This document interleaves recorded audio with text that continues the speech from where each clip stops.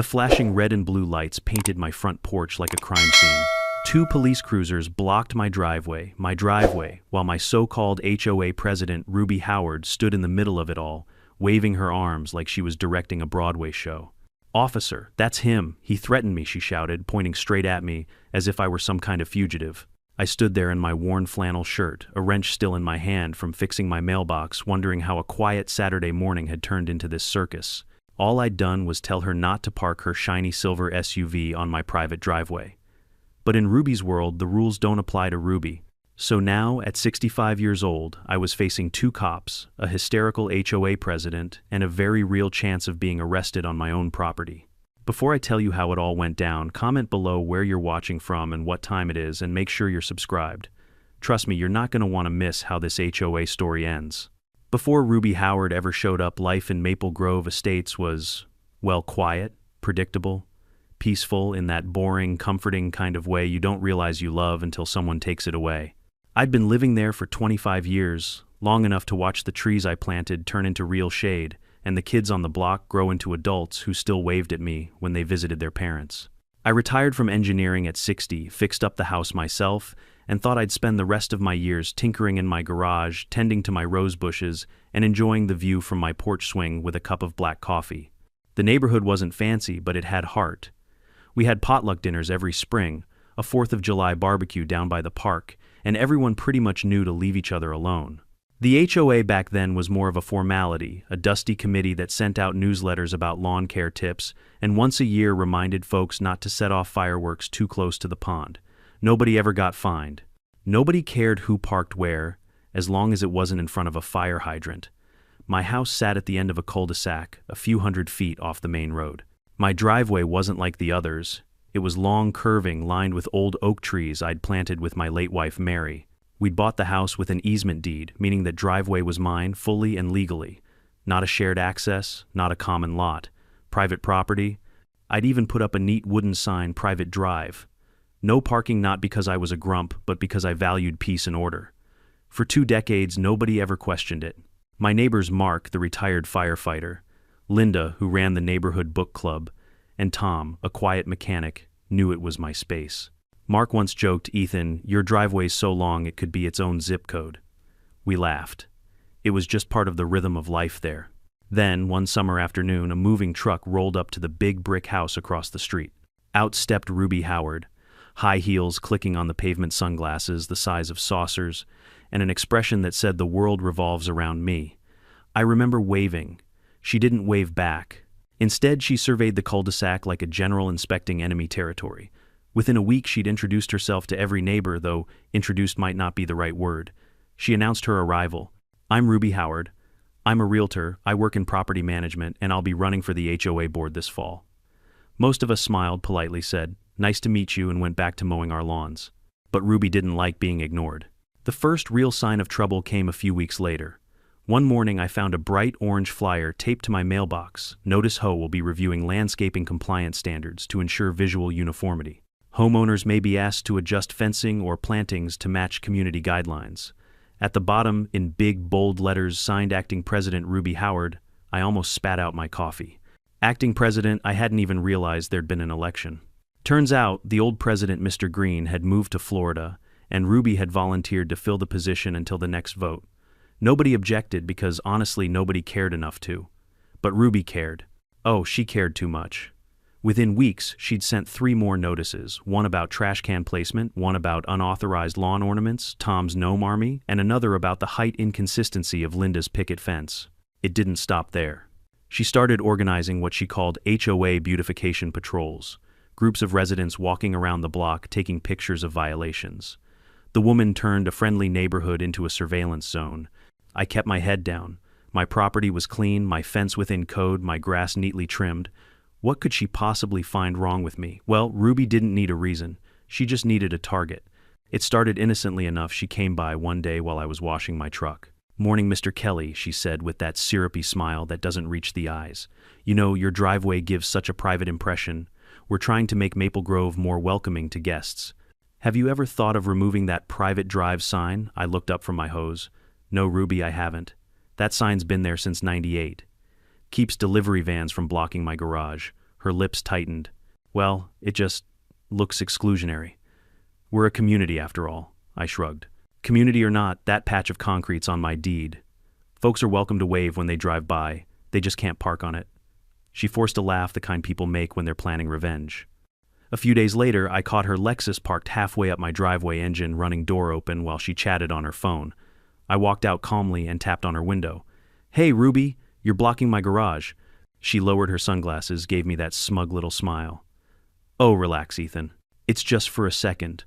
I'm taking a call with the county assessor's office. I pointed to the sign.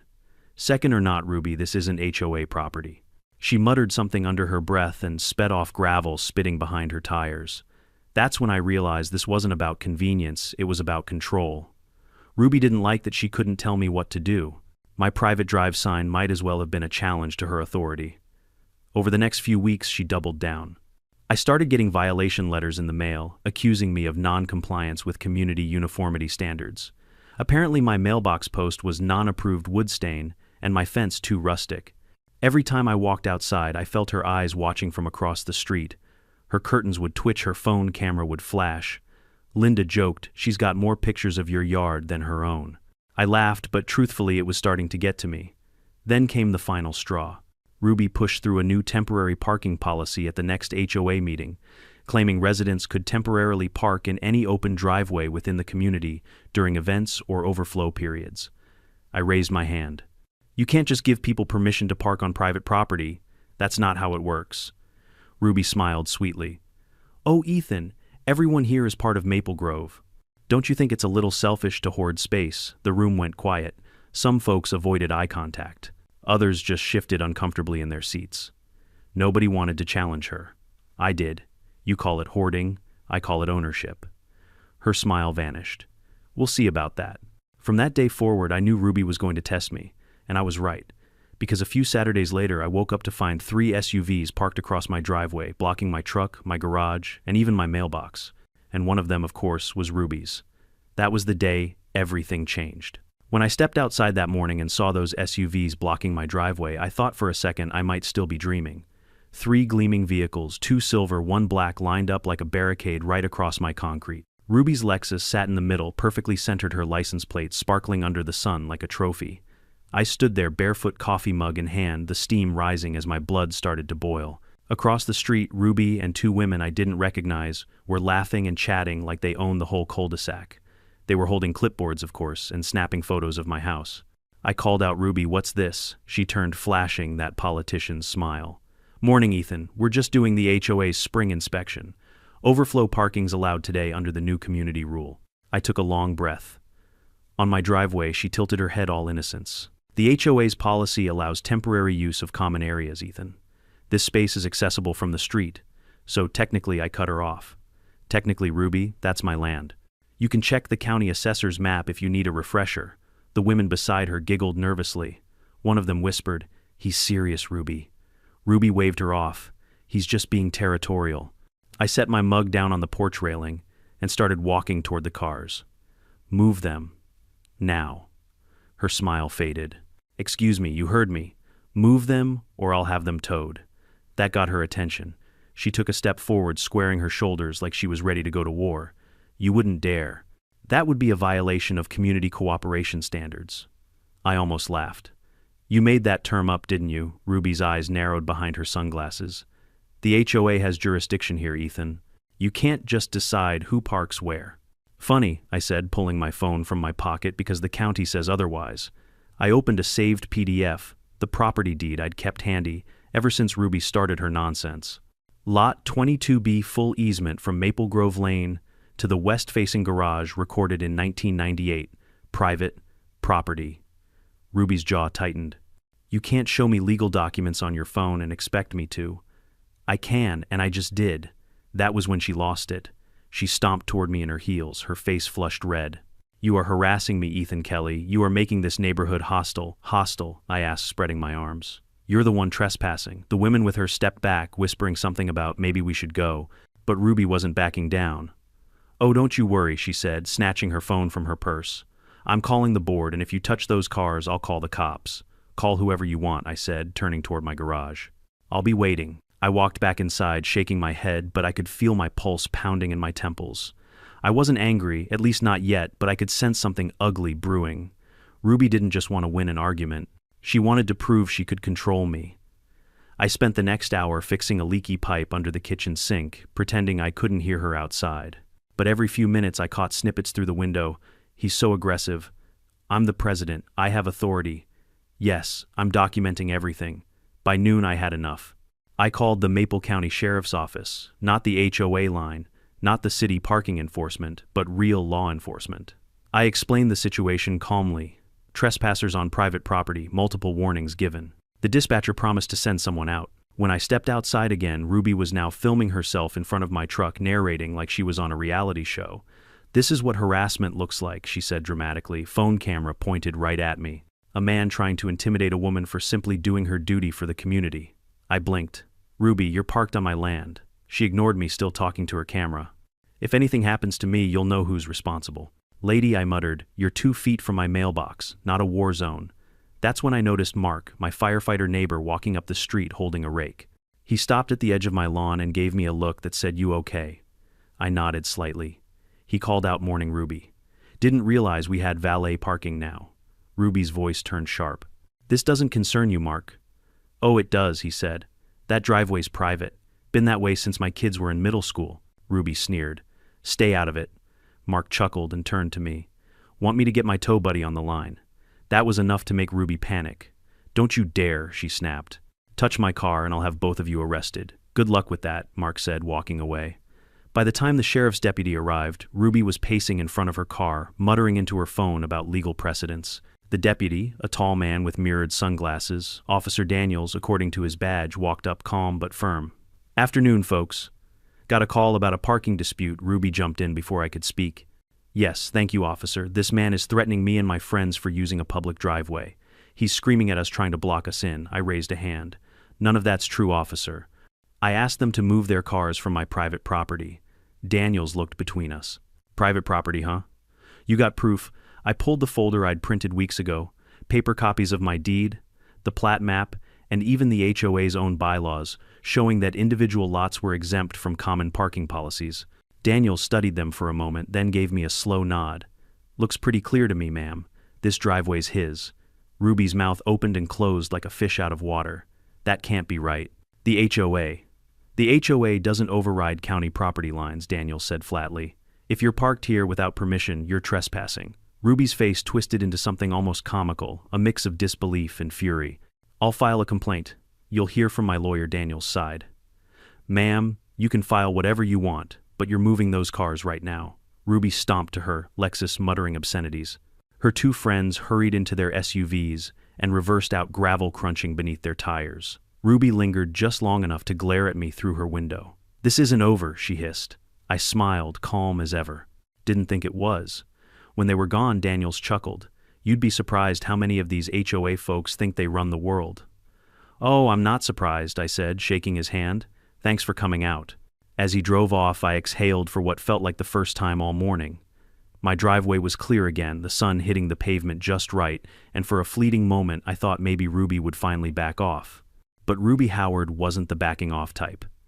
That evening, I found a fresh letter in my mailbox, HOA stationery, of course. Notice of community disruption. You have engaged in hostile and uncooperative behavior toward HOA officials during a scheduled community event. Future incidents will result in disciplinary action and potential legal escalation. Signed, President Ruby Howard. I laughed out loud. Legal escalation. From the same woman who'd just been warned by a sheriff's deputy, still something in my gut told me this was just the beginning. Ruby wasn't done making my life miserable, and the next round of her nonsense would make this little parking stunt look like a warm-up act. It happened 2 Saturdays later, the day the whole neighborhood would remember as the HOA Festival of Chaos. I woke up early, same as always, made my coffee, and opened the curtains to find an unusual amount of activity outside. Balloons, folding tables, a big banner stretching across the entrance that read Maple Grove, Open House, Welcome New Residents. Below it in smaller letters, sponsored by the HOA board. And right in the center of it all stood Ruby Howard, wearing a bright pink blazer, holding a clipboard and barking orders like a general before battle. I groaned. Of course. She'd been hyping this community open house for weeks, promising to unite the neighborhood. What she really meant was that she wanted a public stage, and from the looks of it, she'd found one. I stepped onto my porch watching as cars began rolling in. First a few sedans, then a string of shiny SUVs. People parked anywhere they could, on curbs, on lawns, even in front of mailboxes. Ruby strutted between them, pointing out where to go like she was the mayor of a small delusional town. Then my stomach dropped. 3 cars again turned down my driveway. I waved my arms. Hey, hold up, that's private property. But they didn't stop. They kept inching forward until they filled the entire lane in front of my garage. I stomped down the steps, my slippers crunching on the gravel. You folks can't park here. The driver of the first car, a man in a polo shirt, rolled down his window. Ruby said we could. Said it's community overflow parking. I could practically feel my blood pressure spike. Yeah, well, Ruby's wrong again. Move the cars before I have them towed. He hesitated. She's the HOA president. I'm the property owner, I snapped. And that sign, I pointed at the wooden board reading, Private Drive. No parking isn't just decoration. He sighed, rolled his window up and backed out. But the other 2 cars stayed. Then right on cue, Ruby appeared, clipboard in hand, sunglasses glinting, smirk firmly in place. Ethan, she said sweetly, why are you yelling at my guests? Because your guests are trespassing, I said, folding my arms. Move the cars. She laughed, that irritating, condescending kind of laugh people use when they think they've already won. Oh, Ethan, you're always so defensive. This is a community event. Everyone's allowed to use common access points. This isn't a common anything, I said through gritted teeth. This is my driveway, Ruby. Are you sure? She asked, her tone dripping with mock concern. Because from where I'm standing, it looks connected to the main road, and anything connected to the main road falls under HOA visibility and access. Visibility, yes, I said. Access, no. She tilted her head, pretending to think. Maybe I'll just let the board decide that. I stepped closer. No, you won't. You'll move those cars now. Her smile vanished. Ethan, don't threaten me. Not a threat, I said quietly. A request. She rolled her eyes, waved a hand, and turned toward the crowd of people gathering near the park. Enjoy the event, everyone. Don't mind the noise from grumpy old men who don't understand community spirit. The laughter that followed stung more than I wanted to admit. But I wasn't about to let her humiliate me on my own property. I walked over to her car, the same silver Lexus that had become my personal nightmare, and crouched near the tire, pretending to check the air pressure. Ruby spun around instantly. What are you doing? Taking a picture, I said, holding up my phone. For documentation. Trespassing, unauthorized parking, potential property damage. You know, legal stuff. Her face turned crimson. You're harassing me again, I stood up. No, Ruby. I'm protecting my rights. She took out her phone, hands shaking with anger. That's it. I'm calling the police. Let's see what they have to say about this little stunt. I shrugged. Go ahead. I'll wait right here. And I did. 20 minutes later, the flashing lights of 2 patrol cars cut through the midday sun. Neighbors stopped what they were doing to watch, some pretending to water their lawns, others standing openly at their fences. Officer Reed stepped out first, followed by Officer Daniels, the same deputy who'd handled our last driveway incident. He sighed the moment he saw me. Mr. Kelly, he said, we meet again. Unfortunately, I replied. Ruby marched toward them, already mid-rant. Officer, thank goodness you're here. This man is threatening me. He's photographing my vehicle, yelling at my guests, and obstructing a public event. Reed blinked. Public event. This is a gated community, ma'am. It's open house day, Ruby shouted, waving her clipboard like a sword. The HOA authorized temporary access to all driveways for overflow parking. Daniels rubbed his temple. Did you get permission from the property owners? That's not required, Ruby barked. It's within community jurisdiction. I handed him my folder again. Same papers, same maps, same story. Daniels skimmed the documents, then turned to Ruby. Ma'am, this property is privately owned. The HOA can't override that without consent. Ruby's voice rose to a shriek. That's not fair. He's trying to make me look bad in front of everyone. Ma'am, Reed said calmly, you're doing that yourself. The crowd chuckled. Ruby's glare could have melted steel. I'll sue, she cried. Every one of you will regret this, Daniels exhaled. Ma'am, calm down. Move the cars, or we'll issue a citation for trespassing. That's when Ruby did something I'll never forget. She kicked her own car door. The sound echoed through the cul-de-sac, a loud metallic thud, and then she pointed at me wild-eyed. He did it. He just damaged my car. The crowd gasped. I stared speechless. Are you out of your mind? Reed stepped forward. Ma'am, we saw that. Don't make this worse. But Ruby doubled down, clutching her arm dramatically. He grabbed me. He's violent, Daniel sighed. That's enough. He motioned for Reed to approach her, and within seconds she was surrounded by flashing lights and murmuring neighbors. I'm not leaving, Ruby yelled. This is my right. No, ma'am, Daniel said evenly. It's his driveway. You're under arrest for disorderly conduct. The entire neighborhood fell silent, then erupted in whispers. Cameras came out. Phones clicked. They led Ruby to the squad car, still shouting about false charges and power abuse.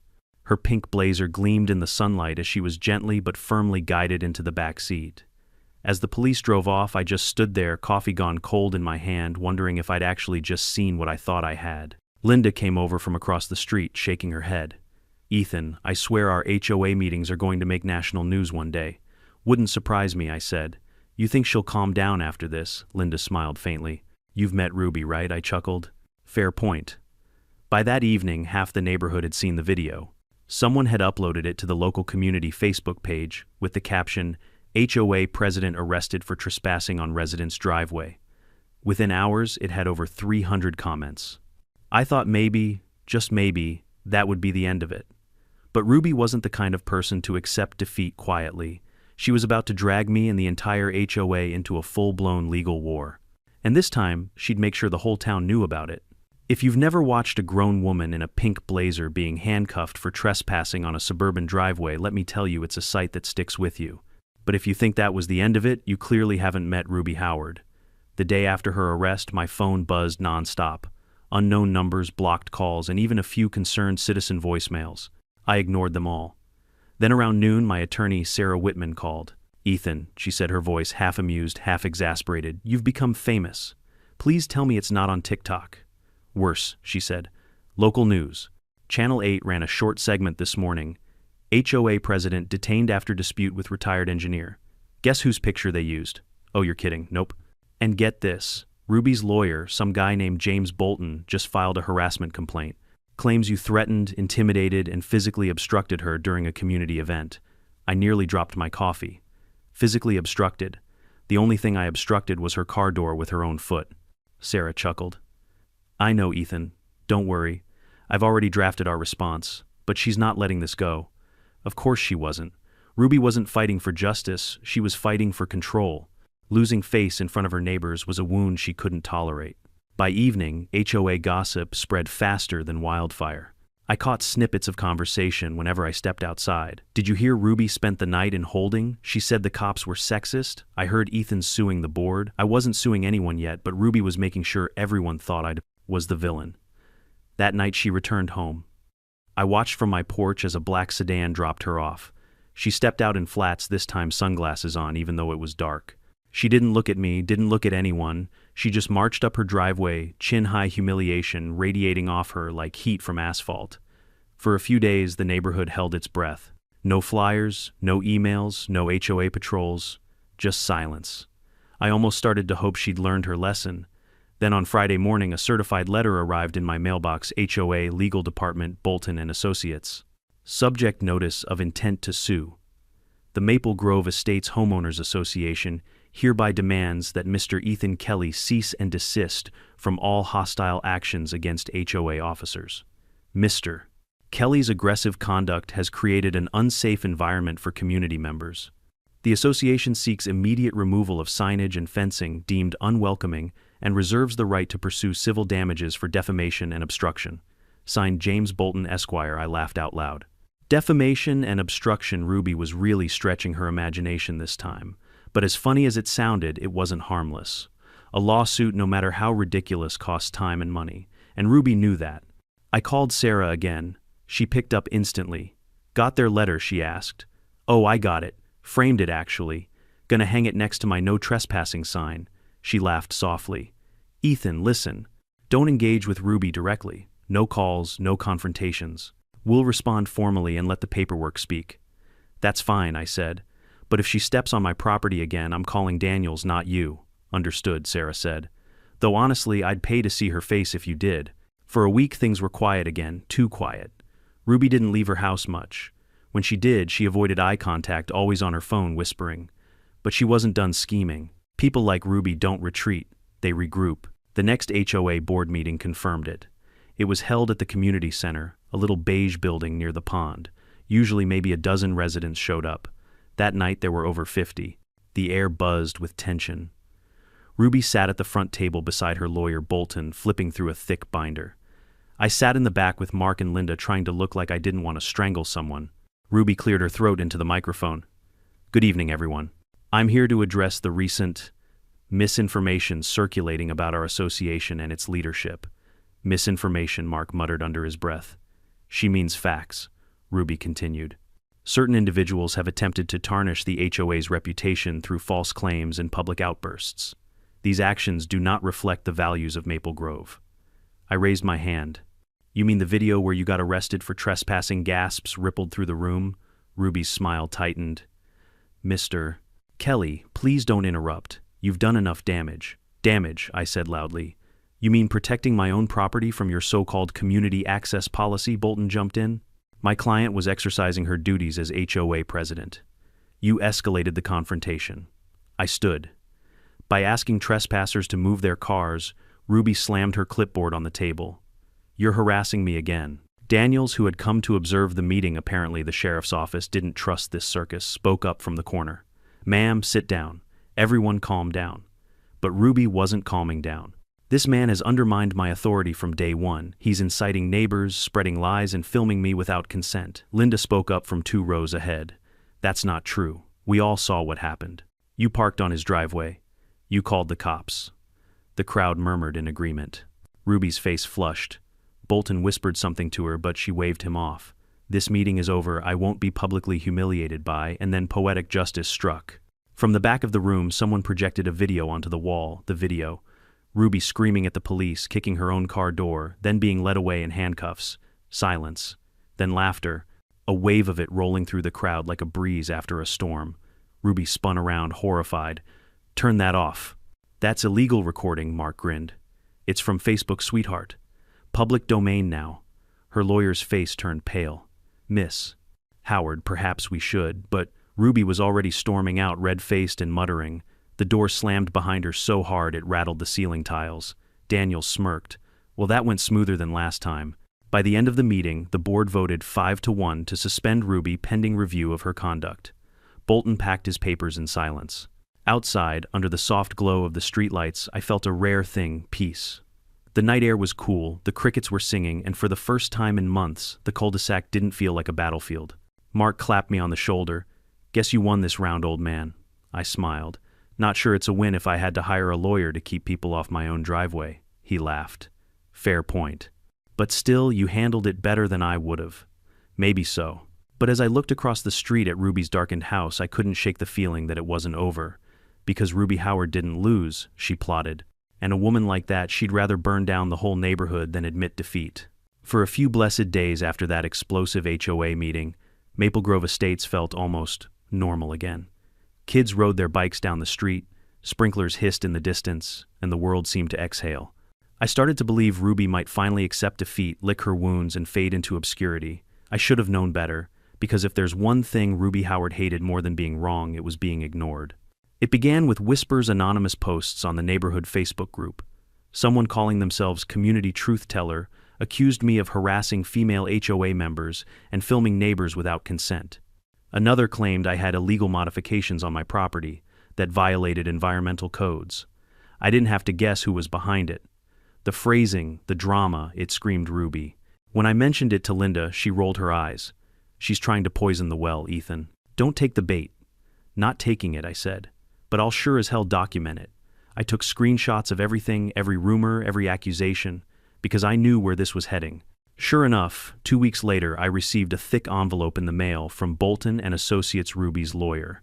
Inside was a formal lawsuit notice filed against me and a countersuit from the HOA itself.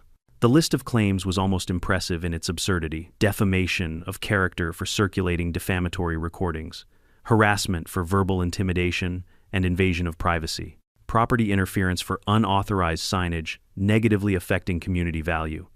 I laughed so hard I nearly spilled my coffee. Unauthorized signage. They meant my private drive, no parking sign. But what wasn't funny was the fact that I now had to defend myself in court. Again.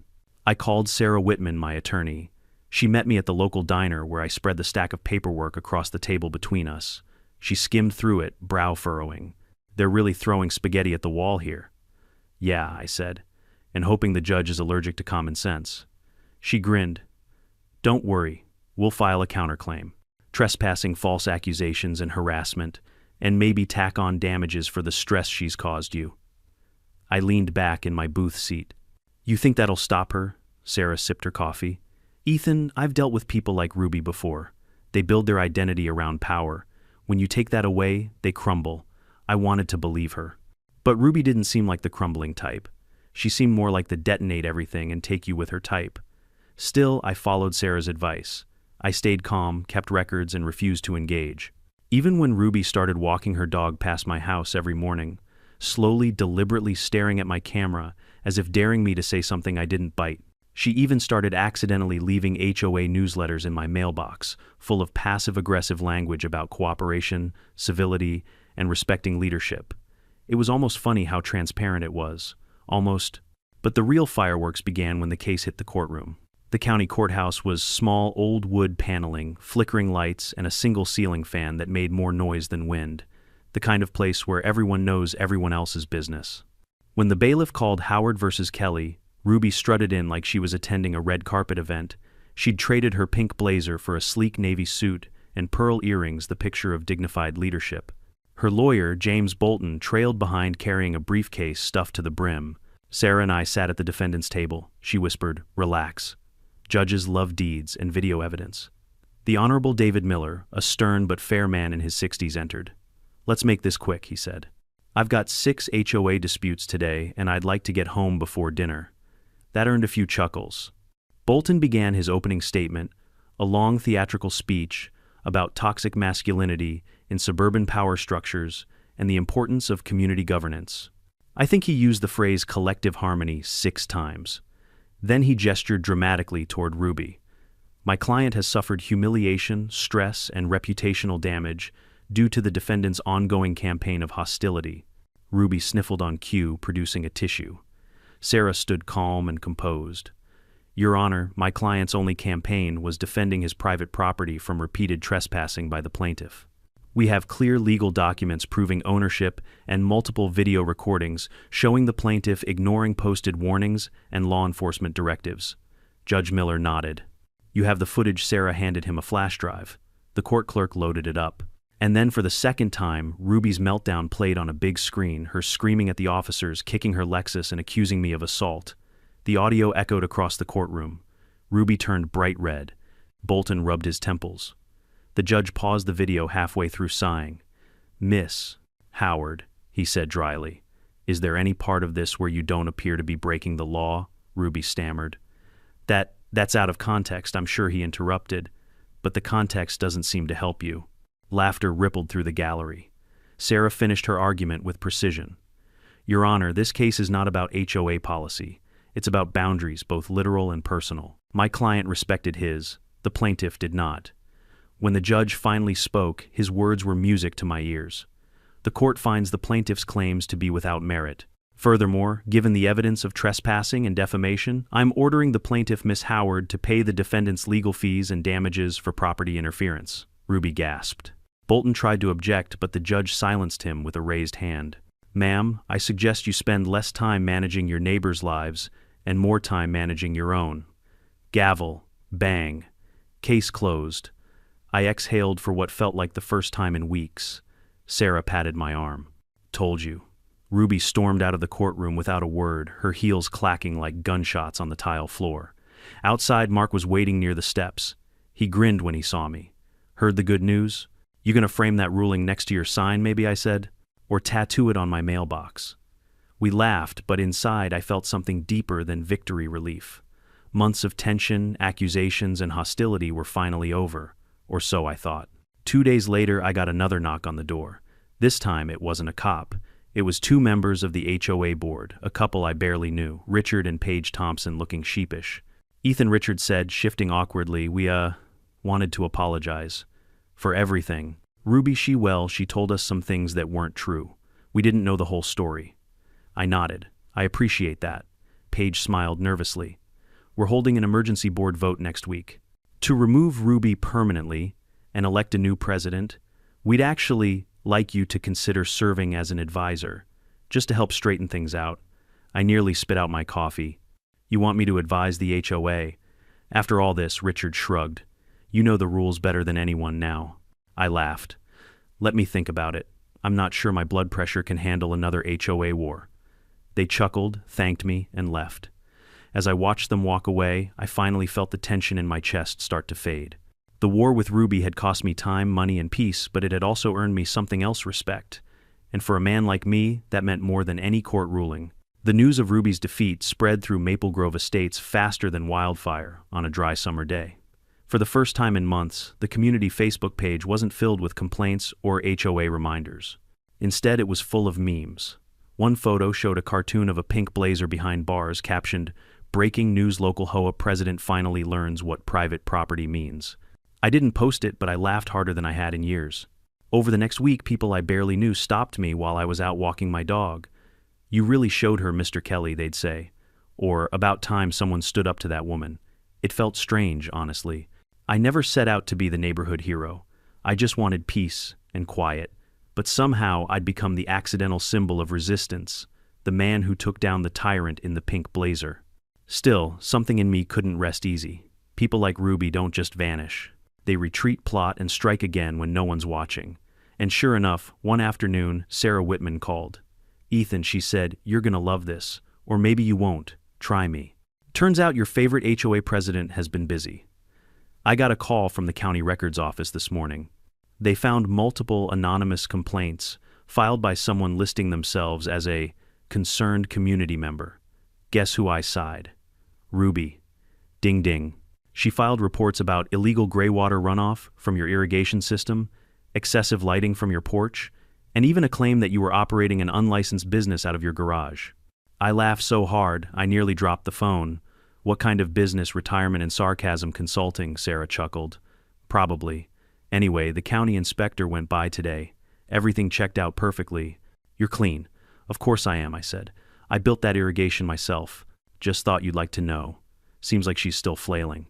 "Yeah, but even a drowning person can drag someone down with them," I muttered. A few days later, I found out exactly how far Ruby had fallen. Mark came by one evening, a six-pack of beer in hand. "Heard something wild," he said, plopping down on my porch swing. "You ready, always?" He grinned. "You know that HOA treasurer, Carl Patterson? Turns out he's been keeping receipts, Ruby's receipts." I raised an eyebrow. "What kind of receipts?" "The kind that say she's been using HOA funds to pay for her personal landscaping, dry cleaning, and get this a community improvement project that doesn't exist. Nearly $7,000 gone." I let out a low whistle. Well, that explains her confidence. Hard to back down when you're hiding something that big. "Exactly." Carl turned everything over to the board. "They're calling a vote to remove her permanently next week. Apparently the county might open an investigation." I sat back, letting that sink in. "You know, Mark, I don't even feel angry anymore. I almost feel sorry for her." Mark laughed. "Don't start growing a conscience now, Ethan." "I'm serious," I said. "People like Ruby, they build their whole identity around control. Take that away and there's nothing left." Mark nodded slowly. "Yeah, maybe, but I'm still bringing popcorn to the vote." When the day of the special HOA meeting came, the entire neighborhood turned up. It was standing room only inside the small community center. Even Officer Daniels showed up, though. This time he was off duty, leaning against the back wall with a grin. At the front of the room sat the remaining board members, Richard and Paige Thompson, plus the treasurer Carl, all looking equal parts, nervous and relieved. Ruby entered last, fashionably late, wearing a black pantsuit like she was attending a funeral, her own. The murmurs quieted as she took her seat. Her once flawless hair was slightly frizzed, her eyes shadowed. Gone was the smug confidence. But as soon as the meeting started, the fire returned. Richard cleared his throat. "This meeting has been called to discuss allegations of financial misconduct involving the former HOA president, Miss Ruby Howard." Ruby shot to her feet. "Former, I'm still the elected president." Paige shook her head. "You were suspended pending review, Ruby. Tonight's vote will determine your removal." Ruby slammed her hands on the table. "This is a witch hunt. All of you are conspiring with him." She jabbed a finger in my direction. "That man has poisoned this neighborhood against me." The crowd erupted with murmurs. Mark called out, "You did that yourself, lady." Ruby ignored him. "Everything I did was for Maple Grove's image, to protect property values." Carl stood holding up a thick folder. Then maybe you can explain why HOA funds were used to pay for your dry cleaning, your home security cameras, and he flipped a page, a $1,200 consultation fee to your cousin's real estate company. Ruby froze. That's community branding expenses. Richard sighed. Ruby, stop. We verified with the bank. These transactions were unauthorized. Lies, she screamed. You're all jealous. Jealous because I made this place look respectable. The room buzzed with shock, anger, and something close to pity. Even those who once supported her sat in silence. Linda spoke softly from the back. You didn't make it respectable, Ruby. You made it miserable. Ruby turned toward her, trembling with rage. You'll all regret this, but nobody believed her anymore. The vote was quick, almost anticlimactic, 46 inches favor of removal, 2 against, and 1 abstention. Ruby's reign of terror officially over. As the crowd dispersed, she sat frozen, staring at nothing. For a brief moment I saw something human behind her bitterness. Defeat, loneliness, maybe even shame. I walked past her quietly on my way out. Ruby, I said, stopping just beside her. She didn't look up. Enjoy your victory, Ethan. I hesitated. It's not about victory, it's about peace. She finally met my eyes, tears gathering. There's no peace in places like this, just power. And you'll see that soon enough. I nodded slowly. Maybe, but power without respect doesn't last long. Then I walked away. That night I stood in my driveway under the glow of the porch light. For the first time, in what felt like forever, the air was still. No shouting, no engines idling, no HOA notes taped to my mailbox. Just quiet. I took out a small can of paint and brushed a fresh coat over the old wooden sign, Private Drive, No Parking. The letters gleamed dark and bold against the grain. Linda walked by with her golden retriever, smiling. Looks good, Ethan. Strong message. Thanks, I said. Let's hope it sticks this time. She laughed. Well, if not, at least we've got you to keep us in line. I grinned. I'd rather just keep my driveway clear. The next morning, a small envelope appeared in my mailbox. No return address. Inside a folded sheet of paper, you win. I'm leaving Maple Grove. Don't worry, you won't hear from me again. But remember, every HOA needs a villain. Maybe someday that'll be you. R.H. I read it twice, then tucked it away in a drawer. For the first time in a long while, I didn't feel anger, just relief. Ruby was gone. The war was over. And maybe, just maybe, Maple Grove could start being a neighborhood again, not a battlefield. As I watched the sunrise spill across the street, the world looked different. Softer, kinder, and for once no one was parked on my driveway. For weeks after Ruby's departure, Maple Grove Estates felt like a completely different world. The tension that had once hung in the air like static finally lifted. You could feel it in the way people talked, smiled, and lingered on their porches in the evenings again. It was as if someone had opened the windows of the entire neighborhood and let the fresh air back in. The new HOA board moved quickly to clean up the mess Ruby left behind. Richard Thompson was elected as interim president, a quiet, level-headed man who actually listened when people spoke. He and Paige sent out a letter to every household apologizing for past missteps and promising a transparent, cooperative era of community management. It was the first time in HOA history that I didn't immediately toss their letter into the trash. Mark stopped by a few nights later with a cold beer and a grin. So you're officially the neighborhood legend now, huh? Legend, I chuckled. I'm just the guy who didn't want cars on his driveway. Yeah, he said, sitting down beside me. And now you're the guy who saved the whole block from the HOA dictator. Please, I said. You make it sound like I stormed the capital of Maple Grove. He laughed. You kind of did. Linda joined us a few minutes later, bringing her famous lemon pie. I baked this for you, Ethan. Consider it a peace offering from the rest of us for letting things get that out of hand. I smiled. You don't owe me anything, Linda. I know, she said softly, but you stood up when the rest of us were too scared to. I didn't say anything for a while. We sat there together, 3 neighbors who had gone through the strangest suburban war imaginable, watching the sunset turn the cul-de-sac gold. Across the street, Ruby's old house sat dark. A for sale sign leaned slightly in the yard. I heard she'd moved to another town a few counties away. No one really knew where, and no one seemed interested in finding out.